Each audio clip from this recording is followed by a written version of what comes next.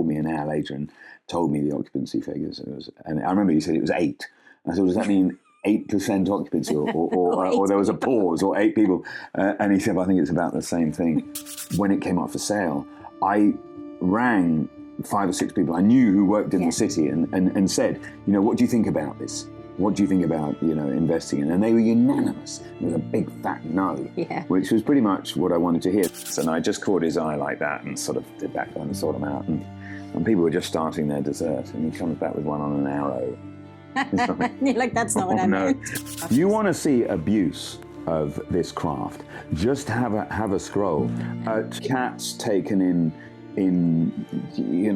Greater Manchester light, and these animals resembling Atlanta housewives. They're little bright orange. Other deep south states housewives are also available.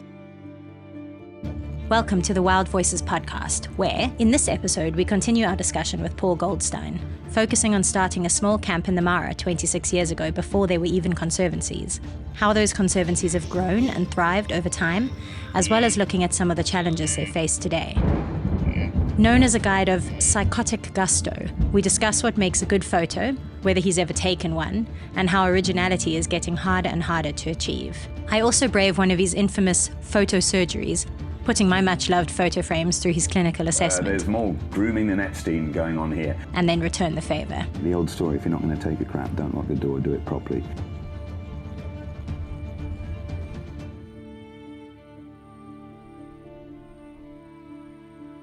After first discovering and falling in love with his camps in Kenya during COVID, when most of the world was on lockdown and travel restricted, I start by asking him how they began. When you came in, I think 2021, in the heart of COVID, they had an occupancy fairly similar to when we started. Me, Dan. That was about it. But back in 2000 when Greg called me and he said, look, this place is up for sale, and do you remember it? And I vaguely remembered some fairly down at heel campsite. I said, well, yeah. I said, well, how big is it? And he told me, I said, how much is it? And he said, well, they haven't asked for a price. So I said, well, what do we know about it? How sensible is this? And he said, well, I don't know. I said, have you got any money? He said, no. I said, I've got a bit. Anyway, so I said, look, put in an offer, just a couple of dollars above what you think is completely derisory, and see how it goes. But also find the P&Ls and the occupancy figures for me. And he called me an hour later and told me the occupancy figures. And I remember he said it was 8. I said, does that mean 8% occupancy or there was a pause or 8 people? And he said, well, I think it's about the same thing. And then a little later on in the day, I mean, I'd sort of largely discounted it. He said, look, they've accepted the offer. So, and you start with 5 staff. Yeah. And no flushing toilets, no running water, no electricity. Yeah. A couple of vehicles which weren't reliable. And it was a very, very different setup. No storage, no refrigeration. And that's how it started. And so, it's been desperately hard. Yeah. Critically, though, it's independent. The same 2 who started it are still there. Yeah. Rather than, I mean, I get it. People sell them. They sell them to anything from competitors to big, I don't know, corporate venture capitalists, whatever it is. The only thing I'd say is I make no criticism of people who do that. They work very hard. They want to enjoy their retirement, whatever it is, but don't expect it to be the same. Yeah. Of course it isn't. No, and that doesn't matter whether it's a boutique hotel, a camp, or whatever the business is. The moment it's sold, I always think it can lose some of its soul. And they always say, oh, but you can stay on. Nonsense. And the thing is, that is one of the things we love most about it. It's why it got so quickly into our top safari camp we'd ever been to, is just actually the feel of the camp, the feel of the staff, and the sort of this like generational staff that have been there with you forever. Yeah, they really have. And I think a key thing with staff is don't teach them what they already know. Don't micromanage. Don't, staff do not flourish if they're forever having to be picked up on or what they were wearing, or have to go to meetings or get on and do your job. And if you're good at it, just get better at it. It's always been my view. I'm not going to go up to people Patrick Coriata, James Kennedy, and tell him how to smile. Yeah, better. exactly. I'm not going to tell a guide like Charles or Patrick or James or Jimmy how to guide or how to drive. This is their backyard. So there's always got to be that respect there. But also the other thing is, I think guests feel such investment in the places. They've seen us grow, but also they know we've not gone riding off into the sunset, and I think that makes a huge difference. And my partner Greg, he does what I can't do. I can't sit in board meetings of conservancies for hour upon hour on end. I really can't. And also, you have to deal with jealousies, huge jealousies, and people wanting what you have. Yeah, and people wanting into the Conservancy. I mean, if you look at the model of the Conservancy and how well it's working in terms of low-density tourism, it's a completely different ballgame to looking at the actual reserve. Well, I've always, not just the reserve. There isn't a model like it in Africa. No, there isn't. There just isn't. Surprising, because actually it seems I know. You would think everyone benefits. Yeah. The Conservancies benefit, the two-legged and four. Yeah. So you would think it's a perfect model. But unfortunately, you'll always have governments or councils who don't like it because they think we're stealing what they want to steal. Yeah. And nothing could be further from the truth. And also, back in the day, I think a day or 2 days after, in 2000, when it came up for sale, I rang 5 or 6 people I knew who worked in the city and said, what do you think about this? What do you think about, investing in? And they were unanimous. It was a big fat no, which was pretty much what I wanted to hear. So anybody who mistakenly thought, oh, you did this as a nest egg, as your financial future, I mean, you're out of your mind. Yeah. There's nothing to do with it. No, it's risky. Nothing to do with it. I did it because I'm still as driven now as ever, because I wanted to be the best at it. Yeah, and to still have something do. that's yours. Yeah, and exactly. It's a product that something you're to be proud of. You put it out there. That's right. And and you actually use it yourself. You use it yourself because you love it, and that hasn't changed. And that's why people keep coming back. Yes, we love them. No check too large, anyone out there, please, as many times as you like. And so when you started, there wasn't really much of a Conservancy model going. That's right. There wasn't any Conservancy, and we were in the north of the Masai Mara, which is, that's where the first camp was. Sort of where Lamech is now. Yeah, that area. And, it slowly, as you made a little bit of money, you'd buy a new vehicle. Yeah. Or then I think the first thing I can remember doing it was flush toilets. I think it went flush toilets, refrigeration about the same time, and then a new sort of storage tent. Then you got electricity, and then we started getting busy, and Greg was very keen on this, which was only conjecture of a Conservancy model. And for anyone who doesn't understand, rather than paying $100, $200 to the local council, and rather questionable provenance on what happens to that money, this is, you charge what you charge, but there is currently $130 Conservancy fee per day for everybody. It's audited. So we need our airstrip resurfaced. We need a culvert put in and a dam. We need a new road put in. Whatever, that money covers it. So everybody benefits. And it covers compensation for... Yeah, compensation, but all those stakeholders, all those that have little parcels of land are getting paid. It is not perfect, and there'll often be somebody who breaks away from that model, or they think they can do it better, whatever. So it's a constant battle. Yeah. It really is. It is, but it's working. And I mean, Dan and I, the first time we went to the Mara was obviously before we'd heard of Kicheche and before we knew anything about Conservancies. And we did not have a experience I wanted to repeat. And actually, we'd kind of written Kenya completely off our list of places to visit. And we decided to give it another go, sort of took a chance on it. And actually, we stayed in the Triangle first. And we had a lovely time, but it was during COVID, obviously, so it was quiet, which makes it easier. A slightly jaundiced look at...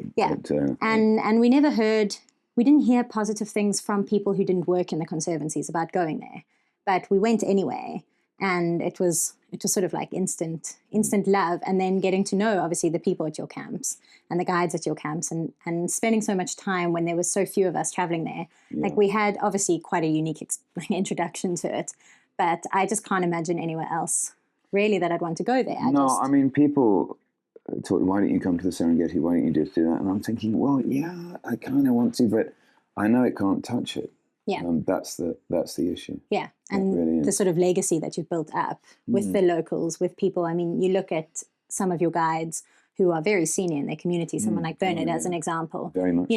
He's been guiding with you forever. He's a fantastic guide. He is well known by everyone around. He has this like buy-in because it's his whole community where he is quite senior that is actually bought into, for example, Naboisho. It is. And Naboisho is a classic case of a very well-run conservancy. Oh, yeah. I often, that is pretty much the model. Yeah, that's number one. Number two as well is, it makes me proud. We started with 5 staff. We still got 2 of them. In fact, their children have worked for us. Yeah, in fact, one of them ran up a tree, went down and that's right. Stuff. That's Sangume's son. But they have, and to now have almost 200. Do you think really 200? You go to bed thinking you're responsible for hundreds and thousands of livelihoods, which is a big deal. And we're also very aware of how fickle it can be because we've been bitten. Yeah, and it can take a rather sporty election win or purported win, or indeed drought. Yeah. Or like the weather we had this year, the rainfall. Global warming has a marked is now having an indelible effect on wildlife. And it really is. But you look at something like, for example, COVID is a great example of it. When it happened, the camps didn't get rid of staff. You kept your staff. We didn't. No. Camps did, but not Kicheche. Kicheche didn't. And that, I would say, that's something to be quite proud of. Well, no, it's something I'm enormously proud of. Yeah. And my view was always, do you want to come out of this when, you want to be that sort of person that just cut them and said, off you go, because your union doesn't have any teeth if it doesn't have any money. Yeah. But let's be abundantly clear. I don't know what it was tough. Yeah, because suddenly you have zero cash flow. Yeah. So those people, thankfully, those saints who jump through hoops, like yourselves, they came out for sometimes extended stays. That was critical. It really was, and we didn't forget them. No, I don't think so. And I think, we watched it happen in other camps where all the staff just packed up after guests stayed for 3 days and just left out the front door. Well, more importantly, I think what's even more pertinent is there wasn't a Kenyan who wasn't dumbfounded at why they were being made destitute, because this is COVID was a respiratory ailment, which of course Kenyans live at altitude. They don't eat rubbish food. They walk to work generally. They're outside all of the time. They're fit. And also, when you think, I don't know how many perished from COVID, but I understand it was only about 4,000, which is tiny. When you compare to how many perish from TB or malaria, there's so many more. I don't know, 40,000 a year. So, and that was a nonsense. It just was a nonsense. Yeah. And virtually every country stuffed it up, particularly the UK. So one of the things that we really love about the Conservancy model, just looking into it, and obviously our experiences being there, but obviously we didn't, we weren't on the forefront of making it happen. But if you look at the size of the Mara and you compare it to what it is now, because of how the Conservancy model has grown, that's quite something to look. It's doubled, I think, it's doubled the area conserved in the Mara. Yes, it is a good thing. However, beyond the periphery, you have problems which are affecting, sadly, certainly some of the plain species. You've got fencing, the fencing, which is a huge issue. It really, not only is it limiting the grazers like the zebra and wildebeest, but also the prey base. There's nothing like as many Thompson's gazelles. Yeah, so Thompson's gazelles, and then they need it. Really, they need it, and of course cheetahs need Thompson's gazelles. Cheetah numbers have plummeted. And if you think about something like wild dogs, they're so affected by things like canine distemper. Mara used to have dogs, and now there are in the Loiter hills. But how do they get to the Mara? How can they be part of that ecosystem when everything's fenced off? And some of the big bull elephants, I think there's quite good ones up in the hills. But how can they sort of migrate? Yeah, it's hard. Unfortunately, that isn't something. As ever, with anything like when you're involved in conservation, you have to cut your cloth with the battles you can fight and win, or potentially win. And fencing, that's beyond me. And then the other thing about Kenya, which I guess must make you pleased to be involved there, is that there is quite a focus on conservation. They were one of the only countries in maybe the whole of Africa that's completely banned all forms of hunting. Well, okay, first of all, there's no hunting, and there hasn't been for a very, very long time. Secondly, I don't know, there's no plastic bags. Yeah. Thirdly, we have conservancies. Fourthly, we have very stringent qualifications for guides. Yeah. Go south of the border, you don't have any of that. Yeah. But you have a fabled place name. But no, don't expect any of them to have qualifications. These things are so important. Yeah. Yes, exactly. And that's a big thing with the conservancies, I guess. Low vehicle numbers, certain number of hectares per bed night. The guides are all qualified and are actually responsible to the Conservancy board, so camps can't get away. Limited number of camps, no space for more. It works on a bed night basis. You're not getting more bed nights. Exactly, and you've got to be neighbourly. Yeah. You can't dump on your friend. You can't start, because it'll come back and bite you. Yeah. That's critical. And again, like anything, the biggest problem is always cattle. It's the relationship between... Yes. If you don't have any cattle, that grass is 9 foot high after the rains. But conversely... You have too many cows. You have too many cows, and it's a big battle. Yeah. People, again, they're always using that word traditional, or it's our pageantry or our heritage. But put very simply, 50 head of prime cattle against 500 crappy ones. Yeah. To me, it's so And you can see that, even I know nothing about cows, but I can see the difference. When you see the big Brahman crosses that are coming in, you can see the difference in the size that would and the make quality. such a difference, because it really would. But sometimes also, when the grass is high, we need those through. So the management, the grass and cattle management is a fundamental issue. And you choose Naboisha, and the guy in charge there, he comes from a cattle background. Alistair, right? he's just, I wish there was 10 of them, 20 of them. That guy needs cloning. Anyone? He does, yes. Charlie Street can do that. That man. I salute you, Alistair. I really do. Yeah, he's a great guy. Yeah. He works really well with everyone, and he's not scared to speak his mind. No. To sort out conflict Not when at all. it arises. No, he's an absolute star. And a great example, for example, with Alistair is those swales that he cut up, where the airstrip is in Naboisha. And there was so much water runoff happening. We went up there with him, and he was showing us around and how it works. The amount of topsoil that you were losing, the amount of, the density of different types of grasses that were being lost due to the erosion, due to sheep and goats coming and grazing there. And he sorted that right out, banned the sheep and goats from grazing on that area, only cows. Dug those swales in, and he had some conflict with the locals who were, how are you digging up our ancestral land? What the hell do you think you're doing? Yeah. And, 1 year later, they're like, any chance you could dig some of those in my backyard? Because we actually have a great example. He's got pedigree. He's got agricultural pedigree, and he really cares as well. But then, that's also really good on the boards, the Conservancy boards, for going out and finding people like this who are qualified, who can actually make a difference. Yeah, they are, but he does stand head and shoulders above everybody else. So you must have some really good stories from how things went down setting up the camps. Oh, there's any number of them. I can remember. When was it? It was a guy we had. It was an Askari, a night Askari, but liked to hang around in the day. And vervet monkeys were parading around one of the tents, and I just caught his eye like that, and sort of did that, and sort them out. And people were just starting their dessert, and he comes back with one on an arrow. You're like, that's not what I meant. But he yet again, he didn't think he'd done any wrong at all, not in the slightest. We've had. Oh God! some of the cooking, I suppose, adventures or incidents. That's always been an issue. I was telling one of the chefs, I said, look, you just need some avocado and some natural yogurt and a bit of salsa, and then a dusting of chili pepper. It'll fly. And I was wondering why there's nothing. I tasted it. What's going on here? And I said, this doesn't taste right. He said, we didn't have any natural yogurt. I've used black cherry. I just, the great thing about anything like that is that they're not made up. And truth is always stranger than fiction. Yeah. And that's been the utter joy of it. Obviously, Paul, your background is in travel, but you're known as lots of things. You've been a bit of a media personality. You've been a bit of a troublemaker. But I think most people probably know you as a photographer. That's how we knew you, for sure, when we met you. And I'm just interested how you got into this, actually, at the beginning. Yeah, let's be clear, my background is travel. That's what I qualified in over 40 years ago.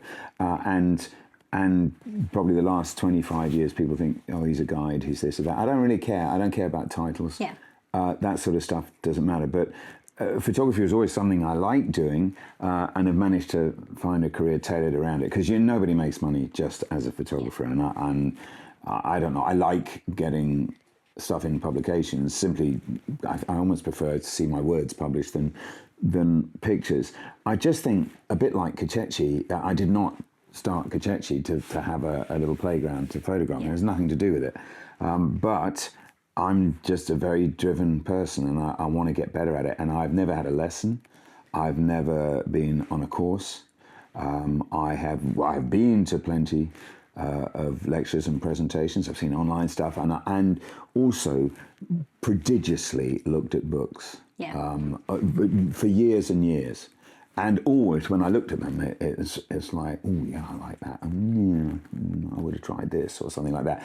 And it slowly formed into this utterly brutal surgery that I put mine and anybody who's brave enough, their images into. And yes, I have made many people cry over it. But the point I always make is I do judge every photograph, and I will always give it a score. Now, the whole thing is done, as you well know, largely tongue-in-cheek. But what it does mean is any praise with anything from me is hard-won. Yeah. So it actually means something. I've given one 7 out of 10 this century. Okay, I have. Not to my photograph, I hasten to add. I rarely get out of the 3.5, 3.6 category. But I just think it is 20, 30, 40 years ago, you saw a photograph of a leopard lazing in a tree with a I don't know, sunset behind it, whatever. You'd go crazy about it. Now you've only got to have a casual browse or a scroll on Instagram, which I urge you not to. Go and buy a book or look in that, and you'll see them all the time. So when I judge a photographic competition, I'm looking for 2 things. 1, degree of difficulty. 2, originality. Yeah. And you're unique or you're not. You can't be fairly unique. It's like people say it's quite spectacular. No, you are or you're not. Yeah. It's a definitive thing. And if I take a photograph of I don't care what it is, a polar bear, a leopard, a jaguar, and you take it and you're next to me, and we blow them both up and put them on the table, all I want is for people to look at mine longer. Yeah. Okay, it doesn't mean it's better. No. And obviously, this is often a matter of opinion, but that's all. And that's all photography is. Look, there's acres and acres of pious nonsense and bilge that percolates over the ether about particularly wildlife photography. Everybody makes it about themselves. It's largely utter baloney. However, it shouldn't stop you from trying. It is a very, very challenging. To try and be original is desperately challenging. Yeah, it's a difficult field and you're dealing with a very fickle subject that rarely oblige. A, you've got to find them. B, things have got to be right. You've got to have an awful lot of ducklings in a row. And every now and then you might just get something close to the grail, the faunal grail that is always obviously unobtainable. You will never achieve it. But I like to keep trying But people who are oversensitive about it, they're never going to be good at it. People who can't take criticism, grow up. It's a photograph. Get over yourself. But also, people think of it in a different way. Look, if you think wildlife photography is just about pixels or gigabytes and camouflage, you're totally wrong. The great photographs generally, not always, sometimes it can just be a lucky grab shot, but are a culmination of firstly homework, research. Understanding your subject. Yeah, homework, research, knowledge is the sort of troika. Then hardship. I want to see hardship. I mean, whether it involves actually losing a limb or... that's part of it. But hardship. Often huge endurance. I mean, goes way beyond patience, endurance. And then, at the end of it, the depressing the shutter, that's only a small part of it. Of course it is. And who knows? Who knows what they'll then come to fruition. You just don't know. But I am brutal about even, I'm driving, I look at a billboard, it's 2 out of 10. Yeah. A bit lazy there. What's that doing there? Now, it's constant, and it is all enveloping. But also, it's a fantastic source of humour. Yeah. And I will always tell you, the people who... I have no problem people beating themselves up because they mess up an image. That's fine. Look, that's human nature. 6 seconds, please. 6 seconds. That's enough to be angry. Move on, for God's sake, draw a line under it. It's not that important. It's always the sixes. I always say the rule of 6. A meeting. No meeting anywhere, any industry, any company should ever take more than, which preferably you shouldn't have them at all, but 6 minutes. However, with a photograph, if you've done all of that work, it can be satisfying. It can. It's like, yeah, I worked hard for that. You like that culmination, that harvest at the end. But yeah, more often than not, it's the right time of day. You've got no subject. It's beautiful light, and there's nothing there, or so on and so forth. But what you're really after is it's the O word, it's originality. And that's why I mess up so many photographs, just trying to be ambitious, looking for ridiculous angles, stupidly slow shutter speeds, hugely underexposed, all of these things, but you have to do them in camera.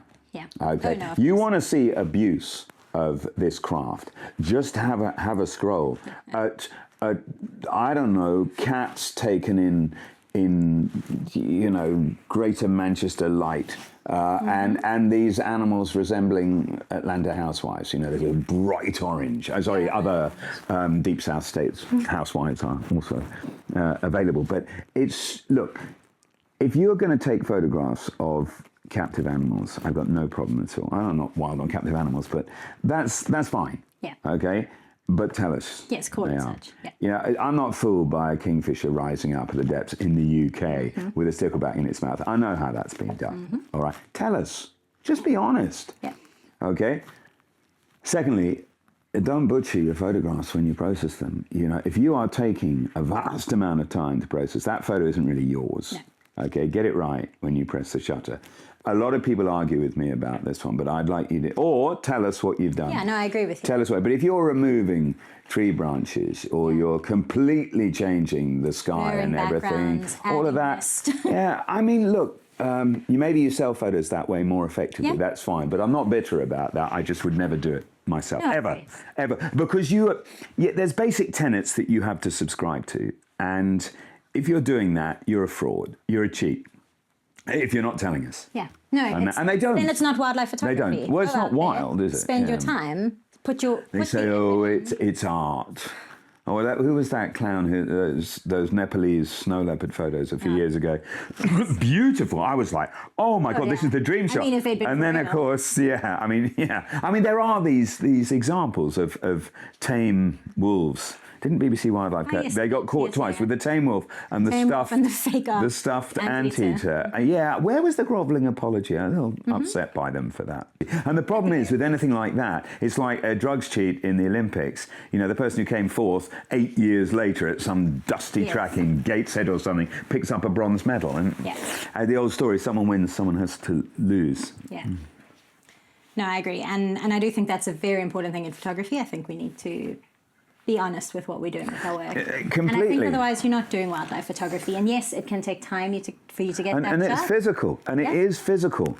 It really is. I carry many scars and wounds and strains from it. And I train. I try to stay fit to do this. And the years are escaping from me now. So you really have to do that.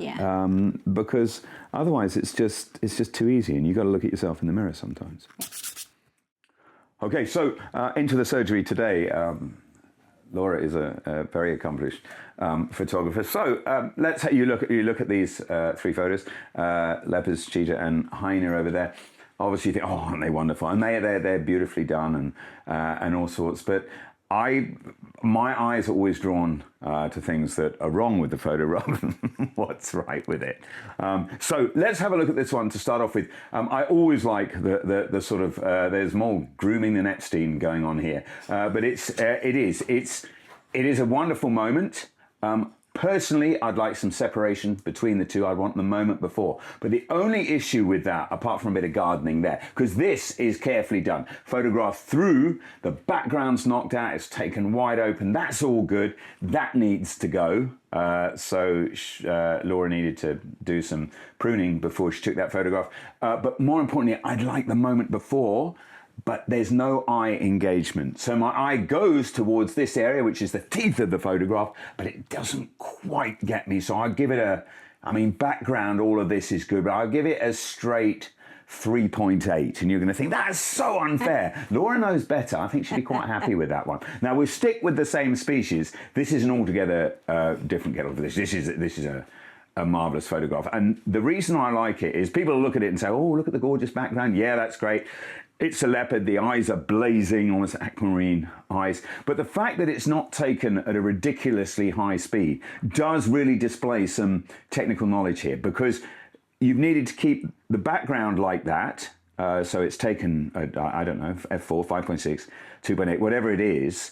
But it's very tempting to whack the ISO up to get a really high speed, and she hasn't. So you've got a little bit of blur on the correct leg coming forward. I'd prefer a little gap there. I've got only two criticisms. This bit here, okay, I'd like a little gap. I like the paw to sort of come in line a bit more with the chin, but most importantly, gardening again, and there's just no need for that at all. Now, it would be the work of a nanosecond to clone this out when you're processing. That's known as cheating.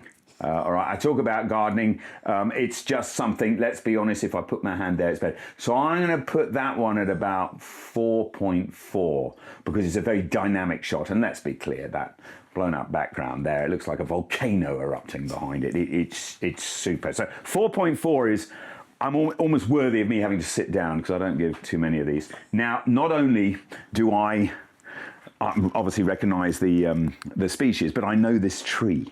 This is in the heart of the Conservancy. And yes, first of all, when you're photographing anything in silhouette, it's very important that they're hungry. Sorry, but that cheetah has a big fat belly. It loses its dynamism a bit. So the cheetah perfect, legs are good. Yep, hyena's great there. You can feel there's something going on. There's not real animosity because I don't think there's food involved. There's just a couple of things on this one. I do like it. I really do. It is a perfect Acacia balanitis. Obviously gardening here. Don't care for the branch there. That's just careless. That really shouldn't be there at all. But most importantly, we've got two of the principal predator species. And Laura has already displayed in this room that she is she is a fine exponent of leopards. So we've got cheetah here, hyena. You've got a branch screaming for a leopard. Where is it? You know, really, I want the tail. Can you imagine the leopard just like sort of, yeah, like this, just looking down, tail hanging lugubriously down, and the whole proceedings. And then my eye would just go into this perfect, what you used to call them at school, scalene triangle between them. So I've never seen a leopard up there. It doesn't mean there isn't one there. So a bit lazy. Really, of the leopard and also Laura. But yeah, I would put this just behind it, about a 4.2. Gorgeous colours. Another thing I would say about all of them, I mean, it's much to the, obviously they're all taken at my camp, so I'm biased. But no, they're not over-processed. And that is a huge battle I have, because it would be very, very easy, particularly with these two, to really cook them, to lift up the shadows, to really pump the colours. And it would just look like a sort of 80s flea market 30 quid oil painting, which is everything these marvellous species aren't. So that's not a bad tally. If I looked at them again, I'd probably be a bit tougher, but it'd be quite nice to your host sometimes. Okay, to return the compliment, I don't think so much bravely, slapped a few images on the laptop here.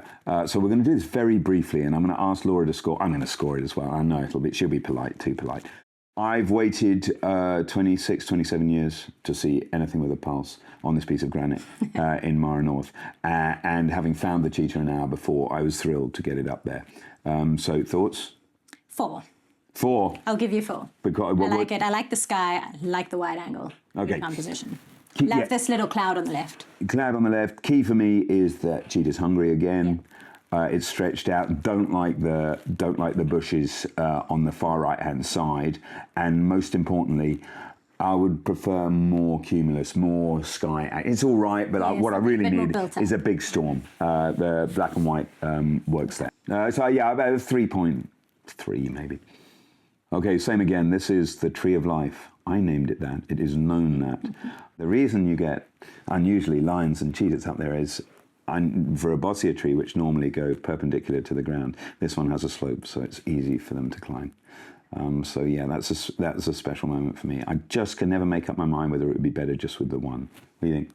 2.6. 2.6. Just like the slope. Yeah. I can't help it. I know exactly where the tree is. I know exactly what it looks like. Don't like the slope. Yeah, no, that's it. You want it. You want that thing straight Cheetah up. on the right. I feel like you could have positioned slightly better to have it. Cheetah not itself. so much overlap.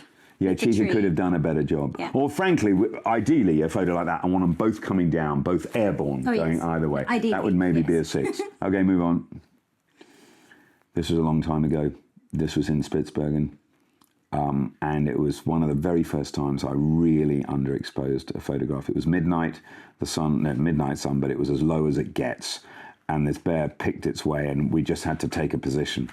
And it was dark enough, and someone had taught me about positioning of front legs. It's got to be the far leg out in front. And yes, I remember a few people underexposing a bit, and I did it as far as the camera would allow me. The old story: if you're not going to take a crap, don't lock the door. Do it properly. So yeah, that's I've never managed to. I've come close to that, but never the same. So that's going to get a solid 4 for me. Yeah, I was going to say 4.1 for me. Whoa. I do like it. Some of the little spots of light are distracting to me. Yeah, I could get rid of them, but won't. You could get rid of them, but we'd be cheating. Okay, let's try the next one. This is my jam. This is what I love. Those zebras, there were zebras and hundreds of wildebeest, thousands of them. And I didn't take us for about 20 minutes. And I was guiding, 10, 12 people. For about 20 minutes as they passed us, I didn't take a single photograph above a tenth of a second. And I messed up hundreds. And finally, it was difficult because you need to have your camera absolutely still. The zebra stayed still and the others all filed past. And I got the sort of river-like effect. I was hoping it was one of my favourite photographs, that. Because the great thing about it, you talk the O word, originality, that'll never be taken again. Yeah. That's the reason. Yeah, so for me, this is probably a 6. It's one of my favourite shots of yours as well. You've had it hanging in camp for a while. Only thing is, I'd possibly have less background, a little bit more foreground. Yeah, I get that. Yeah. You're right with that, and I'm not going to give my own score because I'm thrilled with that. But it was a bit of a crop as well, because the other thing is you can't get too close. No, you can't. With that, they're just gonna file away from you. But yeah. It's beautiful. Camera jammed on the beanbag. Yeah. 2-second delay. I just kept pressing it. And those shadow stripes that are moving in the foreground. They're moving, but they're still there and they're still visible. I think it was a good moment. I've tried to emulate it ever since, but never come close. Yeah, no, so have I. Also Well, plagiarism, the highest form of flattery. Okay, this one, I can thank my son for this, because photographs of wildebeest at sunrise or in the false dawn or sunset or whatever, billions. And I understand why, and they're always pretty photographs. And I piddled around with my son sprinting up and down in the sunset at a slow shutter speed. So I thought, I wonder, the clouds have got to be right. And so this one was, and they were really motoring. I just wanted to change it. So you didn't just get the delay on the wildebeest. You got the almost Monet-like, the milkiness across the sky. And it's the old story. It's a new light through old windows. But again, it's never going to be taken again. So, yeah, that one's probably got. I would say I'm going to give that one a 3.8. Half of that is just for the ambition. Just sort of seeking that originality. This was actually during COVID, I remember when you took it. It was, because I thought I can't take these fast, because what am I going to do? I'm just going to delete it. So that's all you're searching for. This is the tree of life. This was with my son Lucas. This was the first time I'd ever seen a leopard on that tree. You still haven't seen one, have you, Dan? No, I might not score it out of anger. No, seriously, and the reason it was there is it had been spooked off a kill, I think, by hyenas. Now, the key thing with it, anybody looking at that thinks, oh my God, leopard, midnight blue sky, moon behind it, all sorts. Okay, let's be clear, and again, that isn't the moon. just so you're sure. No, it was quite late on in the afternoon. It was very cloudy, dark clouds, and then just a bright gap appeared. So I thought, well, hey, 3 stops down, I've got my moonshot. Yes. There's nothing cooked, there's nothing about it. That was just the situation. And that gives you the illusion. And going back to now, why couldn't that leopard be doing that over your hyena and your cheetah there? So yeah, it's the reason I score that probably close to a 4 is because of 14 years of waiting and trying and patience and I was going to say I'm giving it a 5, but one of those points is just jealousy. Yeah, I know. It is the perfect tree. A bossier tree is always the perfect leopard tree. And I actually think this night was the very next night after I left camp, because I recall a message from Nampaso having a go at me about what he was seeing, and I wasn't particularly thrilled. Yeah, sorry about that. Yeah, okay. Oops. I just love wide angles with elephants. Yeah. Low, storm, wide angle photograph. I think there's too much dead space on the left, even though you've got to give the photograph to breathe. The elephant is in the right position. I take a lot of these. This is by no means the best, but this is literally 2 minutes from bush camp. But whenever I see an approaching storm, I'm only after 2 things: giraffes or elephants. There's no point taking anything else.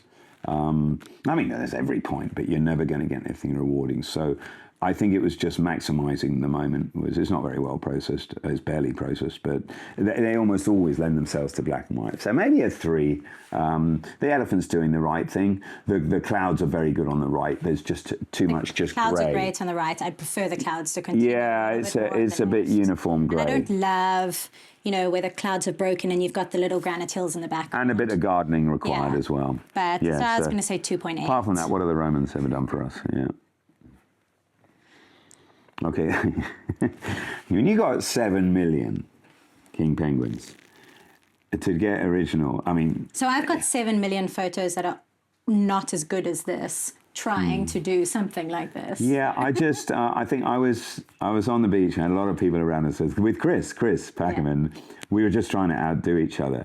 And I realized fairly soon that, I can do slow shutter speeds, but there's so many I want to try. So I remember just fastening up my waterproof trousers over the boots and everything, making sure. I thought, I got to get in amongst them. And so this wasn't a case of going after penguins. It was a case of getting into the water, having a wide angle on, polarizing filter on to take some of the sheen off it, to be in the right position where the water changed from a little bit of turquoise into the gray, and wait. And I knew if I stayed still, they would come up. There would be a moment where they're inquisitive, they're not particularly scared of humans, they're not scared of Gore-Tex, and then and that was what I was after. So that was taken at a 15th of a second as they I don't think penguins leg it, that's ridiculous, as they shot off. Now, look, there's 1, 2, 3, 4, 5, 6, 7, 8, 9, 10, 11, 12, 13, 14, 15. Now, of those 15, I think only 1, 2, 3, 4, 5, 6, 7, 8, 9, 10, maybe 11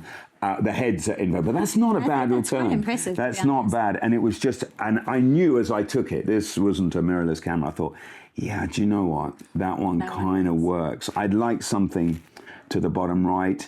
I think, the problem is the bottom left one, which really needs to be in focus.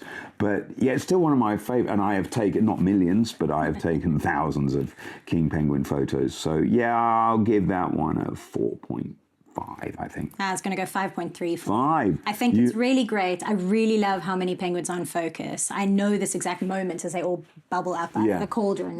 And I think it's great that you've got so much kind of almost hard lines in the water. I think it looks cool. I think almost always when you take a ludicrously slow shutter speed and you get one, or one you're happy with, you can always delete the one before or after without even looking at them, because they will be garbage. And to be honest, all you need is one. Yeah, of course it is. 1 out of 7 Of course it is. It won't be taken again. I know I keep making that point. Yeah.